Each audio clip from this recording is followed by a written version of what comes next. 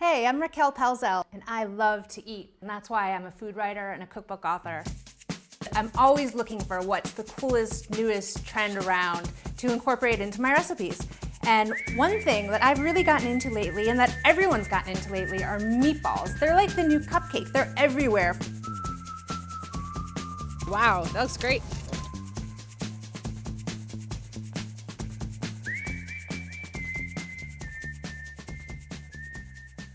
I've been doing tons of research on meatballs, and when I was looking at meatballs and looking at all these recipes, I figured out that the meatball I judge all of their meatballs by are Mrs. Campo's meatballs, and these are your classic Italian-American meatballs that I grew up eating as a kid. I knew that if I hung out at my girlfriend's house long enough, I would get invited for dinner, and they made the most amazing meatballs, and this is that recipe. There's all of these incredible ingredients in them, like lean ground beef, basil and parsley, and the cheese and the bread crispens up and gives it this amazing texture. And when you go in there and take a bite, it's like it just explodes in your mouth, this juiciness that's out of control. And you have to douse them in pecorino cheese. And you could put like a paper towel under there if you were worried about being health conscious, but these are meatballs. These smell so good. I cannot wait to take a bite. I've got to get in there now. These are so good. These are what I remember as meatballs. Now, Mrs. Campo's meatballs are crazy good, but I'm always looking for something kind of different, something a little new. And in doing my research for meatballs, I discovered that meatballs are actually from the Middle East. And I know someone to talk to, someone who makes amazing kofteh. I'm here. This is it. Pervez is here. He is the guy to talk to about Middle Eastern meatballs.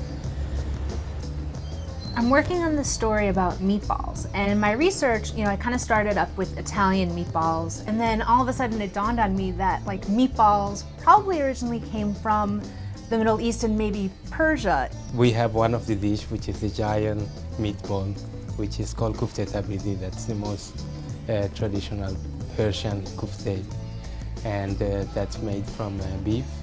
In traditional Kofteh there is prunes, fava beans. So the fruit for traditional kofteh, is it mixed into the meat mixture or is it stuffed in the center? How is it usually The fruit is actually stuffed in the center. So this is the kofteh. Let me just show you where the fruit is. Incredible. This is so delicious. Thank you. Pervez, thank you so much. I've done it. I've combined the best of both worlds, the flavors of Mrs. Campo's meatballs and the great flavors from the Middle East. We're going to take the mint and currants from the Middle East and combine them with the basil and fresh pecorino from Italy. And these meatballs are going to blow you away. So first, I'm going to take some red onions that have been sprinkled with salt and sitting for 5 minutes just to kind of mellow out their sharpness. I'm going to add some toasted panko breadcrumbs, toasted just to bring in more flavor, some pecorino cheese, currants for that little bit of sweetness in every bite, and some chopped capers, just because they add this really interesting tang. Then I'm gonna take fresh mint and some fresh basil, and I'm gonna chop them up.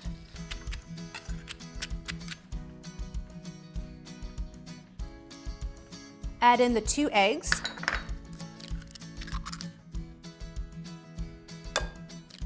And then I'm gonna whisk this together now rather than after adding the meat, just to make a nice mixture here. So I'm using ground turkey because, well, we've already had beef in the classic meatball. Lamb is a little powerful and I want these ingredients to shine through, so I'm using turkey because it's a neutral meat that really can take on the flavors of the other ingredients on these meatballs. Now, you may have noticed that when I started adding the turkey to this mixture, I added it in little bits, and it's because when I was doing research on making meatballs, I learned that if you compress the meat too much when you're mixing, you push out all those great little air pockets, and those are what trap the fat and the moisture in a meatball to make them really juicy. So you want to mix it lightly, and the best way to do that is to add the meat in small little bits rather than a whole half pound at a time. And when you form the meatballs, you want to make them like fluffy snowballs. If you make them too tight, they're like these stressed little balls. I want them to be nice and juicy and flavorful, and you want to bite into that and taste everything. So here's another really cool trick that I learned from Mrs. Campo. After you've gently shaped the meatball, just with your thumb, take it and slightly press the center to make a small indentation. So what's gonna happen is as these meatballs cook, they're gonna puff up a little bit because that's what ground meat does. It expands as you cook it. So as I'm adding these meatballs to the pan, the indentation's really gonna help the meatball expand into almost like a flat shape so that once they turn brown from all that great pecorino that's gonna get all crusty on the surface, I can turn them and they'll brown on all sides, the top, bottom, and the sides of the meatball. It's a really cool trick. So I've just got all the meatballs in the pan and they're browning up and they're really getting nice and crispy and golden and gorgeous. And the pecorino is kind of in there in a triple dose. There's the pecorino on the inside of the meatball for the great flavor, the outside that's gonna get all crispy and caramelized and brown, and then I'm gonna just douse them in pecorino once they're done too. I don't use Parmigiano Reggiano for a meatball because I like just that little bit of punch that pecorino gives a meatball. It's a sheep's milk cheese, so it's just something a little different. Now, there's no reason these have to stay just meatballs for dinner. You can make them really small and they could be like little polpettini that you might layer in a lasagna or add to a simple chicken broth just to kind of make it more of a meal. This looks amazing. They're totally golden and gorgeous. They look crispy. Gotta have pecorino. Let's check out what we've got. Oh, that's perfect.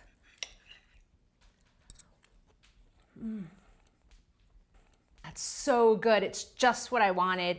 I took the classic recipe and I shook it up with some unexpected ingredients and flavors. This recipe's done. On to the next.